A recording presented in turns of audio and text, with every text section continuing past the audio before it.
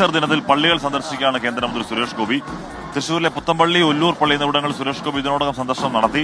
തൃശൂർ അതിരൂപത ബിഷപ്പ് ഹൌസിലെത്തിയ കേന്ദ്രമന്ത്രിയെ ബിഷപ്പ് മാർ ആൻഡ്രൂസ് താഴത്ത് സ്വീകരിക്കുകയും ചെയ്തു. സൂരജ് സജി തൃശൂരിൽ നിന്ന് വിവരങ്ങളുമായി ചേരുന്നു. Sooraj, good morning, welcome to അടിവാരം. സുരേഷ് ഗോപിയോട് പ്രതികരണങ്ങളൊക്കെ ആരായുകയാണെങ്കിൽ സൂക്ഷിച്ചൊക്കെ ആരായി.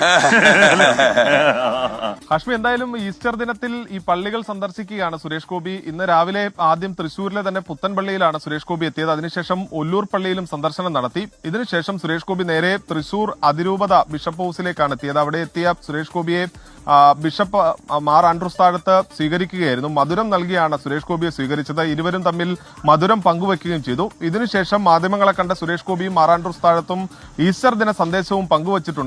ഈ സുരേഷ് ഗോപിയെ സംബന്ധിച്ച് കഴിഞ്ഞ തെരഞ്ഞെടുപ്പിൽ ഈ ക്രൈസ്തവ വോട്ടുകൾ സുരേഷ് ഗോപിയുടെ ജയത്തിന് അനിവാര്യമായി അല്ലെങ്കിൽ ജയത്തിലേക്ക് നയിച്ചു എന്നൊരു വിലയിരുത്തൽ ബിജെപിക്ക് തന്നെ ഉണ്ട്. ഈ സാഹചര്യത്തിൽ ഈ ഈസ്റ്റർ പോലൊരു വിശേഷ ദിവസത്തിൽ ക്രൈസ്തവ സമൂഹത്തെ ഒപ്പം നിർത്തുന്നതിന്റെ ഭാഗമായിക്കൊണ്ടുകൂടിയാണ് സുരേഷ് ഗോപി വിവിധ പള്ളികളിലും അതോടൊപ്പം തന്നെ ബിഷപ്പ് ഹൌസിലും സന്ദർശനം നടത്തിയത്. എന്തായാലും ഇന്ന് വിവിധ ഇടങ്ങളിൽ ഈസ്റ്റർ ദിന സന്ദർശനം തുടരും എന്നുള്ളതാണ് സുരേഷ് ഗോപിയുടെ ഓഫീസ് അറിയിക്കുന്നത്. ആഷ്മി.